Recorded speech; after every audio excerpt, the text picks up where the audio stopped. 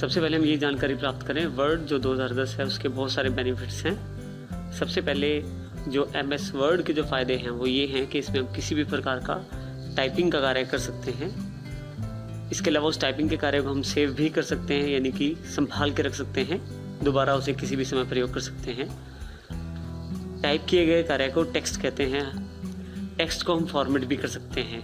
Format से मतलब किसी भी प्रकार का रंग भर सकते हैं और उसमें उसका साइज़ बड़ा छोटा कर सकते हैं अपनी आवश्यकता अनुसार। MS वर्ड की जो सबसे बड़ी विशेषता ये भी है कि उसमें ना केवल टेक्स्ट लिख सकते हैं बल्कि हम उसमें पिक्चर भी ऐड कर सकते हैं। ग्राफ, क्लिप आर्ट इत्यादि का प्रयोग भी उसके साथ किया जा सकता है। MS वर्ड खोलने चार्ट पे जाएं। यहाँ वर्ड 2010 का आइकॉन है जिसको आप क्लिक कर सकते हैं। इसके अलावा आप चाहें तो ऑल प्रोग्राम्स पे जाएं। इसमें MS ऑफिस का फोल्डर,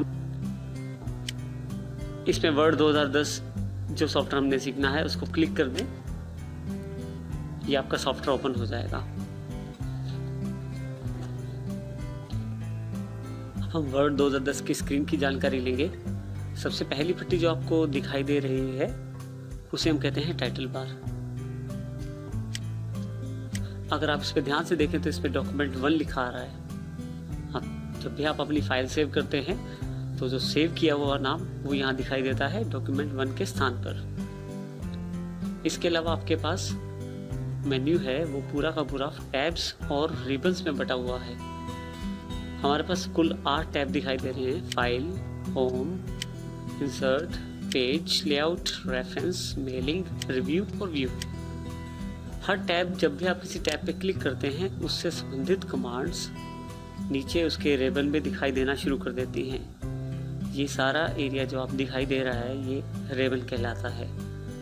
रिबन्स में जो कमांड्स हैं वो ग्रुप्स में बटी हुई हैं। जैसे अगर हम होम टैब पे क्लिक करें तो सबसे पहले कट, कॉपी, पेस्ट से संबंधित कमांड क्लिपबोर्ड ग्रुप में है। इसके अलावा फ़ॉन्ट को बदलने और रंग वगैरह बदलने के लिए आपके पास कमांड्स फ़ॉन्ट से संबंधित ग्रुप में हैं। इस तरह से रिबन में अलग अलग ग्रुप्स को बांटा गया है। सुविधा के अनुसार आप जिस भी टैब पे क्लिक करते हैं उसका रिबन आपके सामने खुल जाता है और जो कमांड आपको चाहिए वो आप क्लिक करके प्रयोग कर सकते हैं।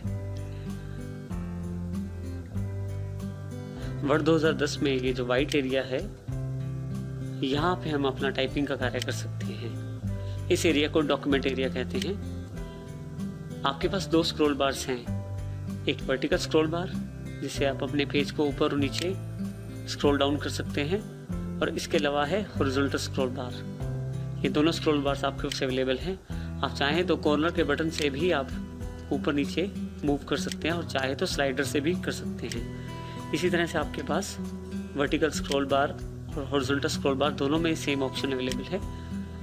आपके पास दोनों तरफ लेफ्ट साइड और टॉप साइड भी रूलर अवेलेबल है। रूलर एक तरह से आपको स्केल की जानकारी देता है, यानी कि आपके पेज का साइज क्या है।